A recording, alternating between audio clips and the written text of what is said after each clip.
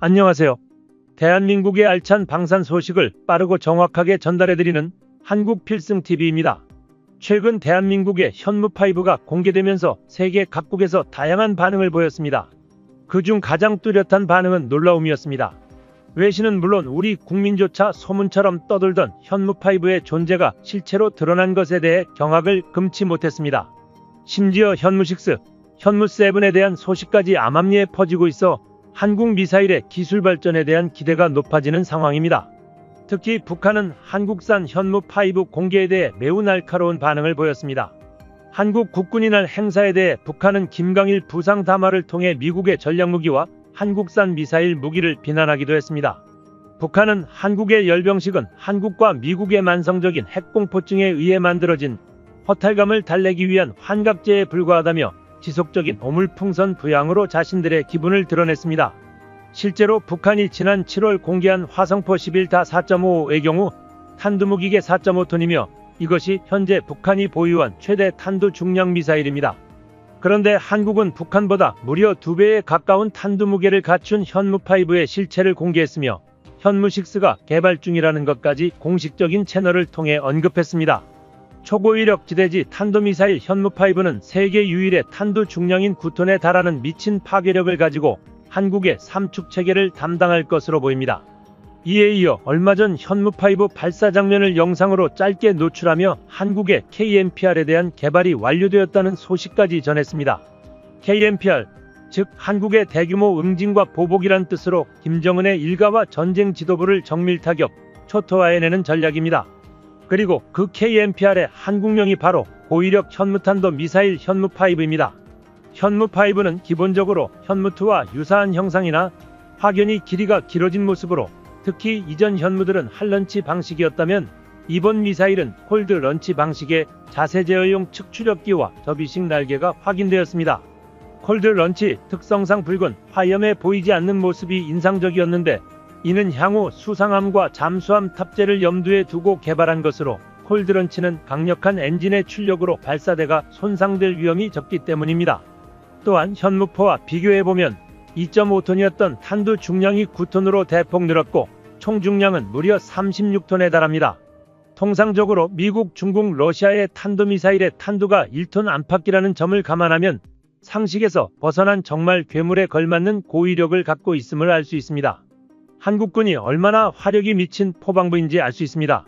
한국군은 현무5를 단거리 탄도탄으로 소개하고 있지만 외형만 놓고 보면 영락없는 ICBM이라는 점에서 사거리에 따른 주변국들의 다양한 반응이 나오고 있습니다. 특히 사거리 안에 포함되어 있는 북한, 중국, 러시아, 일본의 반응이 각각 다른데요. 각국이 해석하는 방법에 따라 현무5에 대해 느끼는 두려움 그리고 현무5가 지니고 있는 전략적 가치를 느낄 수 있었습니다. 일본 군사 밀리터리 채널 JSF는 다음과 같이 분석하였는데요. 현무5의 미사일을 담는 캐리스트는 전장이 10m 급으로 중국군의 ICBM 둥펑 31에 필적하는 사이즈입니다. 현무 설비는 탄두 중량 8톤을 장착할 시 사거리가 짧은 SRBM으로 분류됩니다. 이를 반대로 말하면 탄두 중량을 가볍게 하는 것만으로도 현무5는 중장거리급 사거리의 미사일로 발전하는 것이 가능합니다. 외형은 러시아군의 이스칸데르와 닮아있는데 마치 이것을 초대형화한 초거대 이스칸데르라고도 부를 수 있는 디자인입니다. 지금까지 인류가 보유한 최강의 벙커버스터는 미국의 GBU-57 12톤의 폭탄이었습니다. 한국군의 현무5는 이보다 가벼운 9톤이라는 탄두 중량이지만 GBU-57이 자유낙하인 반면 현무는 탄도미사일의 마하 10 고속력이 부여됩니다. 운동에너지는 현무5 쪽이 훨씬 더 클 수밖에 없어 세계 최강의 벙커버스터라 할 수 있습니다. 또한 현무5는 기본적으로 벙커버스터 개념으로 지하화에 특화되어 있는 적들을 괴멸시킬 수 있는 능력에 중점을 두고 만들어진 굉장히 강력하고 독특한 성격의 미사일입니다. 한국은 핵이 없지만 핵을 보유한 북한에 대응하기 위해 만들어진 물건이다 보니 자연스레 핵과 비교되곤 합니다. 지하 타깃이나 건물 내부 은신처 타겟만 놓고 보면 상공에서 더 지난해보다 더 큰 피해를 끼치는 것이 바로 현무5입니다. 핵공격은 지하 4-5층 깊이 15m 아래까지 내려가면 폭발에 큰 영향을 받지 않을 뿐더러 공중 폭발이라면 폭심지 한가운데서도 건물은 그대로 남아있을 정도입니다. 그러나 현무 사업의 경우 지하로 깊숙이 파고 들어가 2차 폭발을 일으켜 일대를 초토화시키는 지진작용을 일으키게 됩니다. 현무 파이브는 발사대에 실려 발사가 되는 순간 고도 1000km까지 올라갔다가 마하 10의 속도로 수직으로 떨어지기 때문에 그 운동 에너지가 어마어마하고 여기에 더해 폭장량까지 겹쳐 콘크리트 100m는 우스운 수준으로 뚫어버리는 위력을 자랑합니다. 현무 파이브는 처음부터 지하에 있는 목표를 타격하는 것을 목적으로 만들어진 탄도탄입니다. 북한은 갱도의 대부분 전략적 무기를 숨겨놓고 있으며 북한의 주요 지휘 세력들은 평시든 전시든 위급 상황시 늘 지하로 대피하고 있습니다. 결국 이들을 섬멸하기 위해서는 이런 강력하고 무거운 탄자의 미사일로 적의 중심부를 타격 압살시킬 수 있는 능력을 갖춰야 하는 것이죠. 황장엽 전 노동당 비서에 따르면 평양 지하 300m 지점에 거대한 지하시설이 있으며 유사시 북한 지휘부가 이곳에 숨는다 고백했습니다. 또 핵미사일 등 대량 살상 무기의 생산 및 저장도 이 지하시설을 활용하는데요. 특히 북한은 구멍 뚫린 데도 같은 국가인데다 그 갱도는 대부분이 아주 단단한 화강암으로 구성되어 있습니다. 더욱이 최고 지도자 중심으로 모든 것이 돌아가는 유사 국가인 북한에게 있어 지하 갱도를 얼마나 깊게 뚫고 들어가느냐가 국가의 존속 및 지도부의 생명과 직결되기에 아직 혈안이 되어 파내고 있습니다. 이러한 지하 갱도는 흔히 알려진 지상 최강의 무기인 핵으로도 뚫기 어려운 것이 사실입니다.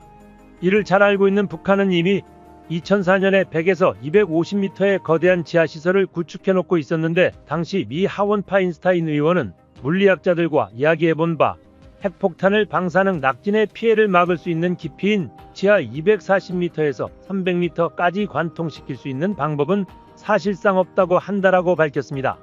이에 현무미사일의 개발 목적 역시 많은 인명피해에 포커싱이 되어 있다기보다 고위력 초정밀로 핵심 지도부 말살 후 정권을 붕괴시키는 데 있기에 김정은 입장에서는 핵보다 더 무서운 것이 바로 현무입니다. 핵폭탄으로는 지하 50m 정도 밖에 뚫을 수 없지만 현무 파이브로는 지하 100m보다 더 깊은 갱도 속의 표적을 파괴할 수 있기 때문이죠. 일각에서는 북한 지하시설이 300m에 있다면서 고위력 전부 탄도미사일이 겨우 지하 100m를 뚫는 것이 뭐가 대단하냐라고 말하는 분들이 있습니다. 하지만 관통력은 지하 100m 내외면 충분합니다. 현무 파이브에는 관통력보다 더욱 중요한 비밀이 숨겨져 있기 때문인데요. 바로 마하 10의 속도에서 비롯된 강력한 운동에너지, 거기에 MOP와 같은 폭격을 통한 인공지진을 일으킬 수 있기 때문입니다. 우리가 구축한 정찰 시스템과 정부의 초정밀 능력으로 갱도의 입구와 뒷문을 폭격해버리면 지진과 함께 북한 지도부는 무너질 수밖에 없습니다. 더 놀라운 것은 이를 현실화시킨 대한민국입니다. 현무5는 실제 전쟁에서 사용된 무기를 모토로 제작되었습니다. 최근 헤즈볼라의 사령관들을 거의 전멸시킨 이스라엘 벙커버스터는 2000파운드의 BLU-109로 2m 두께의 강화 콘크리트를 관통시킬 수 있는데요. 현무4의 경우 관통 능력이 24m 수준이며 현무5의 경우는 탄두 중량 4톤일 때의 관통 능력이 300m까지 대폭 확장되는 것으로 알려져 있습니다.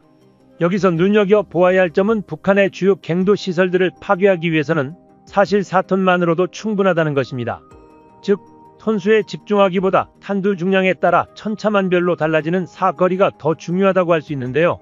대한민국은 핵을 가진 북한에 대응하기 위해 현무5를 만들었지만 이는 주변국 모두에 영향을 미칠 수 있습니다. 또한 한국산 현무5의 모토가 된 폭탄의 위력을 본다면 한국산 현무5가 얼마나 전쟁에서 핵 대응력이 큰지 알 수 있습니다. 대한민국은 과거 그랜드 슬램보다 더 강력하고 더욱 인정사정 없는 현무5라는 무기를 만들어냈습니다. 현무5는 사실상 광기의 끝판왕이라고 볼 수 있는데요.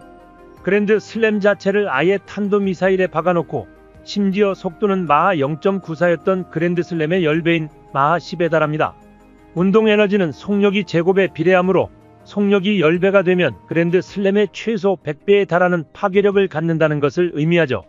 당연히 세계 최초이자 세계 유일의 무기입니다. 심지어 현대에 들어서는 기술력의 발전으로 탄두 중량을 줄여 사거리를 대폭 늘릴 수 있게 되었는데요. 이로써 현무5의 최대 사거리는 3000km에 이르게 됩니다. 대한민국이 자체 개발한 미사일 중 가장 긴 사거리를 갖는 탄도미사일이 되는 것이죠. 더욱 놀라운 것은 현무6와 현무7까지도 점진적으로 제작되고 있다는 소식이 들린 것인데요. 끝판왕으로 불리는 현무5에 이어 현무6라는 더욱 놀라운 괴물 미사일을 제작하고 있다는 것입니다.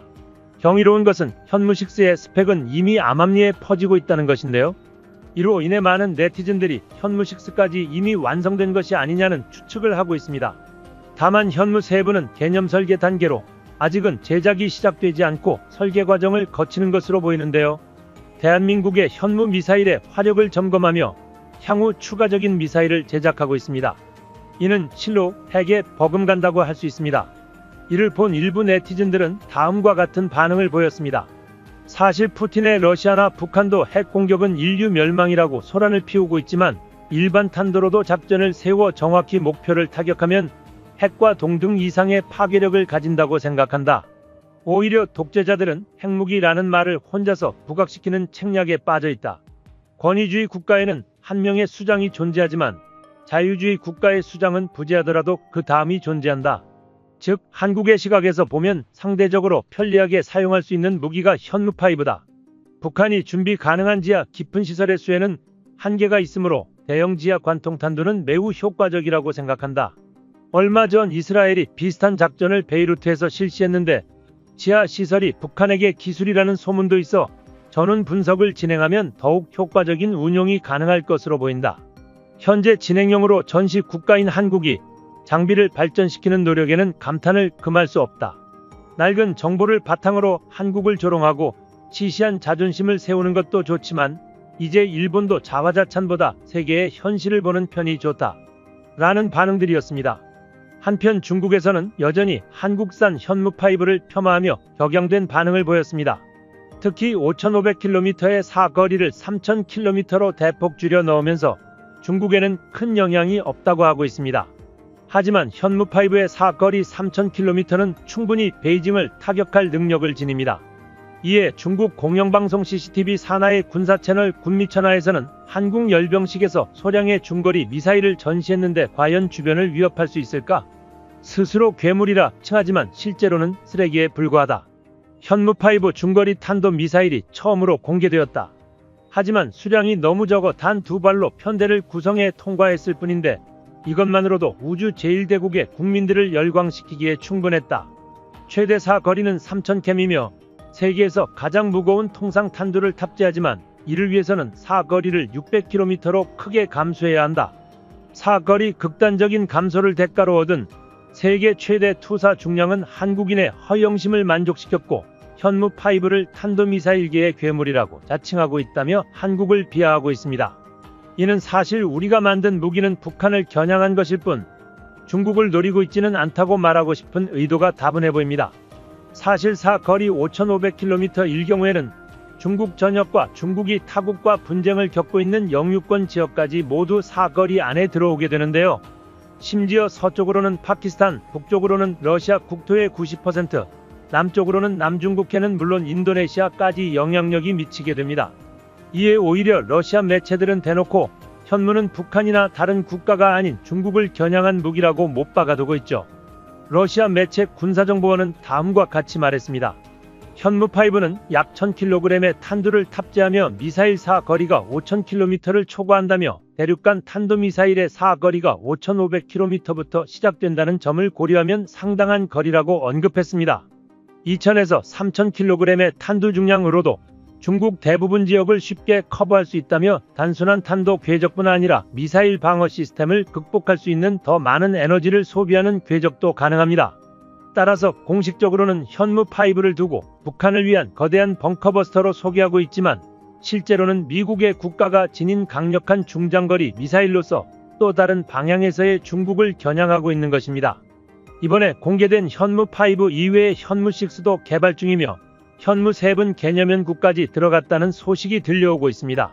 앞으로 개발될 현무 계열 미사일들은 탄두 중량을 더욱 늘리거나 파괴력을 더 확대하는 방식으로 개발되어 한꺼번에 여러 발 묶어 발사할 시 전술 핵탄두의 파괴력에 맞먹는 수준으로 높아질 것으로 많은 전문가들이 예견하고 있습니다.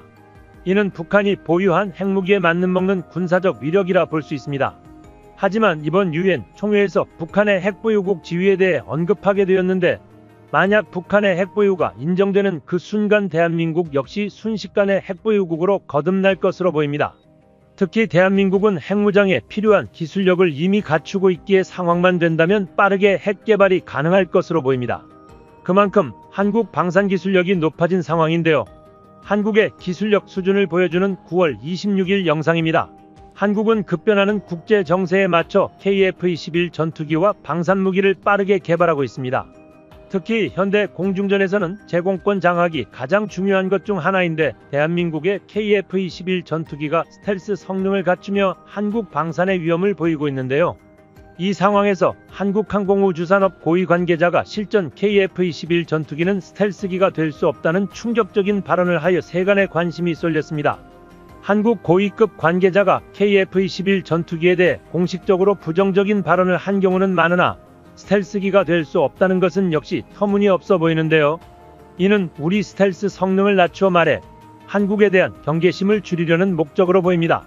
왜냐하면 한국항공우주산업이 발표한 보고자료를 살펴보면 KF-21 블록 1은 부분 스텔스 적용, 블록 2에서는 스텔스 기술 추가 적용, 블록 3에서 제한된 스텔스 기능을 확보한다고 언급되었기 때문입니다. 심지어 대한민국은 무인기에도 스텔스 기능을 적용시키고 있어 더욱 그 기술력의 수준을 높이고 있는데요. 이미 일전부터 무인 스텔스기로 추정되는 사진이 공개되어 화제였는데 이제 극비리의 시험 비행을 진행하고 있다는 소식이 들려왔습니다. 일전까지는 무인 스텔스기의 동체만 완성된 것이라고 여겨졌지만 현재 시험 비행을 진행하게 되면서 신기술을 탑재하고 확실한 대한민국의 게임 체인저로 거듭나고 있다는 소식이 전해졌는데요. 그동안 우리 대한민국이 무기체계에 대해 공식적으로 발표한 것과 개발 상황 사이의 간극을 비교해 추측해본다면 현재 무인기 성능 개발은 상당한 수준으로 높아졌다는 것을 알 수 있습니다. 실제로 많은 외신들은 한국의 무인기 성능과 스텔스 성능을 높게 평가하고 있습니다. 특히 미국 상원위원회에서 방위 및 국가안보 분야에 신경 쓰고 있는 내셔널 한미안보센터 전 선임군사연구원 및 현재 미국 방산기업인 레이시온에서 칼럼 게스트로 활동하는 윌리엄 베이즈는 퍼시픽 디펜스 포럼에서 투고한 글에서 KF-21 전투기를 언급했습니다. 세계 각국의 긴장감을 조성하며 영토에 대한 야욕을 보이는 중국의 제-20 전투기를 완벽하게 제압하기 위해 인근국인 한국에서 개발 중인 KF-21 보라매에는 세미 플라즈마 스텔스 기술이 반드시 도입되어야 한다는 내용이었습니다. 현재 중국은 약 50조 원이 넘는 금액을 전투기 사업에 투자하며 전투기 사업 규모를 지속적으로 키우고 있다는 점을 언급하며 그들의 어마어마한 물량 공세에 대응하기 위해서 가장 중요한 것은 바로 기술적 우위를 차지하는 것이라고 언급했습니다. 한국의 스텔스 성능에 따라 한국은 중국과의 국지전에서 제공권 장악 여부가 결정되고 이는 승부의 중요한 요인이 될 수 있다는 발언을 했습니다. 이와 같은 발언에도 불구하고 한국항공우주산업의 관계자는 KF-21 전투기의 스텔스 성능은 완벽할 수 없다며 공개적인 발언을 한 것입니다. 그런데 관계자가 공개석상에서 한 이야기와는 다르게 한국항공우주산업 카이의 미래동향 보고서 스텔스 개발 동향 내용 중에는 이미 세미 플라즈마 스텔스 기술 개발에 대한 내용을 확인할 수 있었습니다. 보고서에는 한국이 수적으로 우세한 중국 공군을 제압하기 위해 플라즈마 세미 스텔스 같은 첨단 신기술 도입이 필요하다는 입장을 고수하고 있었는데요. 특히 이에 신빙성을 더해주는 것은 한국항공우주산업 연구원들이 올린 보고서였습니다. 해당 보고서에는 2030년까지 세미 스텔스 형태의 블록 1 형태를 갖춘 KF-21 전투기와 동시에 완전한 스텔스 형태의 블록 2 전투기까지 200여 기가량 한국 공군에게 인도될 것이라는 언급이 있었기 때문입니다.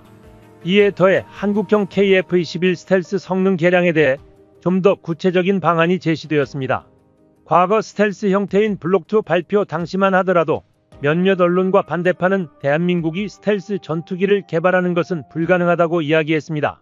과거 KF-21 전투기 시제기 1호기가 하늘을 날아오를 때만 하더라도 한국이 스텔스기를 어떻게 만드냐며 한국의 스텔스 기술 개발을 공상과학 소설처럼 폄하해버리는 경우가 많았습니다.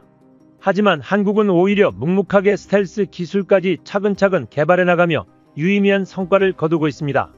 개발 진행 상황에 대해서는 엠바고가 걸리며 극비리의 기술 양상이 이루어지고 있었기 때문에 초반에는 모든 나라가 한국을 비웃었습니다.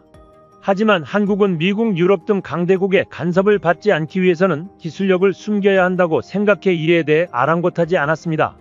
하지만 한국의 기술력이 숨길래야 숨길 수 없을 정도로 높아지며 KF-21 전투기가 모습을 드러내자 이미 높은 전투기 기술력을 가진 미국은 한국 기술력을 극찬하기 시작했습니다.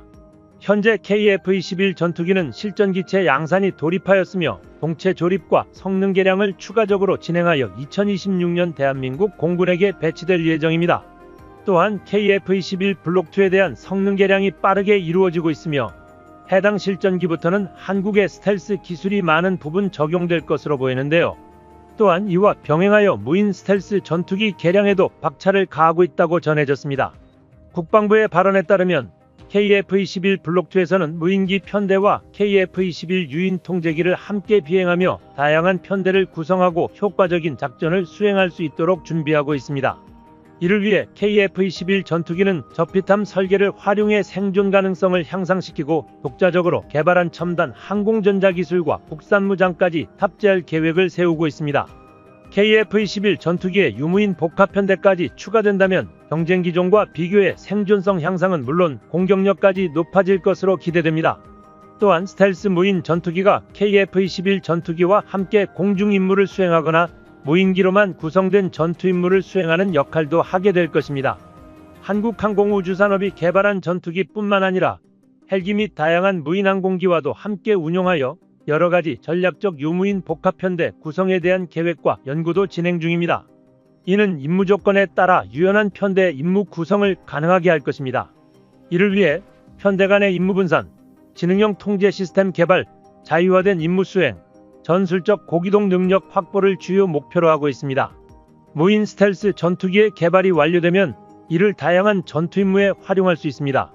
스텔스 무인 전투기는 편대 임무와 함께 개별 임무도 수행하게 될 예정입니다. 스텔스 무인 전투기의 개별 임무는 감시 및 정찰, 작전 초기 적 방공망 무력화, 공중 제압, 그리고 핵심 기체 중심 호위 등의 임무를 할 수 있습니다. 기본적인 임무에 더해 유인기와 함께 화력 공세를 하기 위한 준비도 이루어지고 있습니다. 한국이 개발 중인 가오리 X2는 스텔스 전투기 특유의 내부무 장창 설계도 진행하고 있습니다. 일반적 스텔스 무인기와 차별화될 수 있게 광대역 스텔스 형상을 취하는 가오리 X2는 내부무 장창에 고성능 유도폭탄과 공대공 미사일을 장착할 수 있도록 설계되어 있습니다. 가오리 X2가 핵심적인 전술 임무를 수행할 수 있도록 제작되어 전장에서도 더욱 핵심적인 열쇠가 될 수 있다는 것입니다.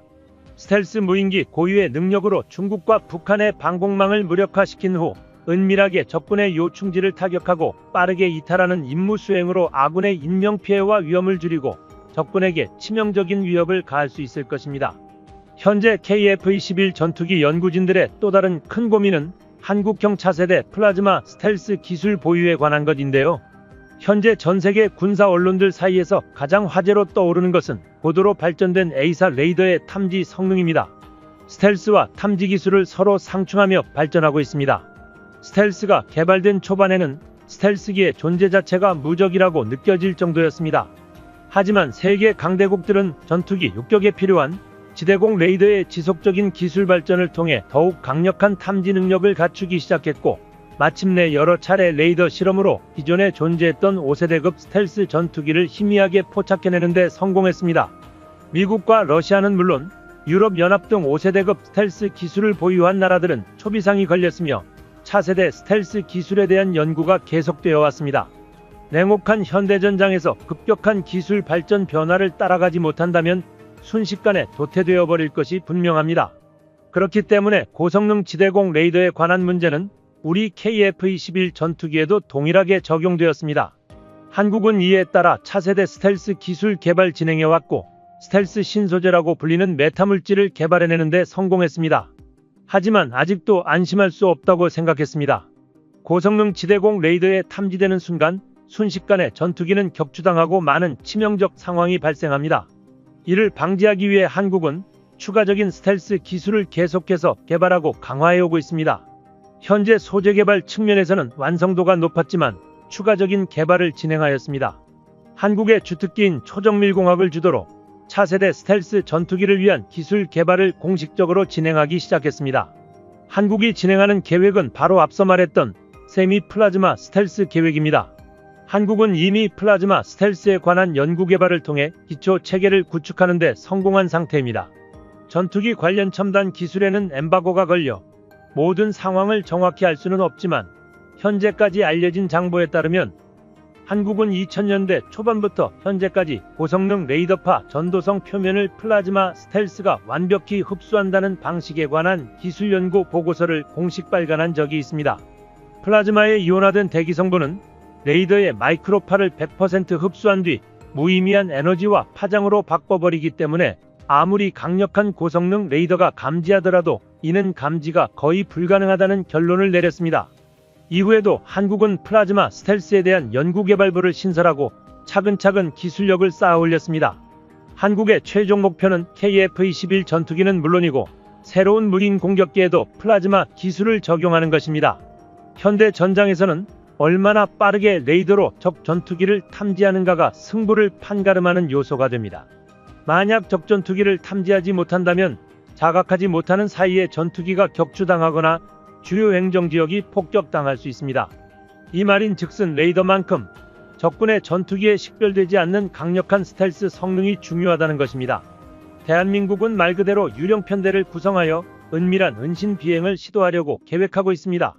이는 유무인 복합체계에도 그대로 적용되어 비행체 형태를 레이더가 탐지하지 못하게끔 할 것입니다. 현재는 디자인부터 레이더 탐지가 어렵도록 비행체의 형태를 구성하며 표면에 고성능 스텔스 도료를 칠해 레이더의 전자기파를 흡수하고 있습니다. 강대국들은 이러한 방법을 활용하여 실전에서도 큰 성과를 얻고 있습니다. 스텔스기의 가장 핵심적인 스텔스 도료 방식은 정비 시간이 굉장히 많이 소요되고 유지보수가 굉장히 비싸다는 단점이 있습니다. 대한민국은 스텔스기의 후발주자인 만큼 이러한 단점을 단숨에 타파하기 위하여 비행체를 레이더의 시야에 드러나지 않도록 하기 위한 스텔스 기술이 축적된 특수 도료를 도포하는 방식과 함께 플라즈마 전자기파 흡수 능력을 이용하는 연구까지 병행하는 것입니다. 현재 한국이 목표하는 기술 발전 방식은 2026년 양산되는 KF-21 블록2 전투기에 스텔스 도료를 적용하고 2030년 중반 KF-21 전투기의 다음 단계인 6세대급 전투기에 플라즈마 스텔스 방식을 적용할 계획이라고 밝혔습니다. 한국은 항상 은밀하게 성능 개발을 진행해왔습니다. 단적인 예가 에이사 레이더입니다. 처음 한국이 에이사 레이더를 선보였을 때 세상은 충격을 받았습니다. 한국은 레이더 개발을 할 수 없는 국가라고 생각했고 한국 스스로도 레이더 기술력에 대해 드러내지 않았기 때문입니다. 하지만 현재 레이더 분야에서만큼은 일본, 중국과는 비교되지 않는 높은 수준을 갖추게 되었습니다. 이제는 스텔스 성능을 더욱 향상시켜 미국의 레이더망에도 잡히지 않는 유령 편대를 구성하려 하고 있습니다. 한국은 이미 스텔스 도료를 독자 개발하였으며 스텔스 체계와 성능에 대한 개량도 원활하게 진행하고 있습니다. 차근차근 스텔스에 대한 성능을 개발하고 있는 대한민국 군사 분야 메타물질 연구팀에서는 추가적으로 파동에너지에 대한 연구도 하고 있습니다. 레이더 또한 파동이기 때문에 최대한 폭넓은 모든 파동을 흡수할 수 있는 스텔스를 개발하는 것입니다. 이에 더해 잠수함 내부에서 발생하는 소음이 밖으로 새어나가지 않도록 하는 해저용 스텔스나 적외선 카메라를 속일 수 있는 보병용 스텔스 장비 지원까지 계획하고 있습니다. 이는 적군의 눈에 직접적으로 띄지 않는 이상 레이더가 우리 국군을 잡아낼 수 없다는 의미입니다. 과장을 하지 않아도 대한민국의 메타물질 기술은 유일무이한 세계 최고의 기술입니다. 대한민국은 세계 많은 나라가 생각지 못한 방법으로 새로운 방산 무기의 길을 열어가고 있습니다. 이는 오직 높은 수준의 인적 자원을 가진 한국에서만 가능할 수 있는 길이며 우리만이 도전할 수 있는 기술 분야입니다. 대한민국 기술진의 노력과 기발한 아이디어로 차근차근 세계 최고의 방산 강국이 되길 기대합니다. 한국필승TV 시청해주셔서 감사합니다. 좋아요, 구독, 알림 설정 해두시면 언제나 신속하고 정확한 국방 소식 전달해드리겠습니다. 구독자 여러분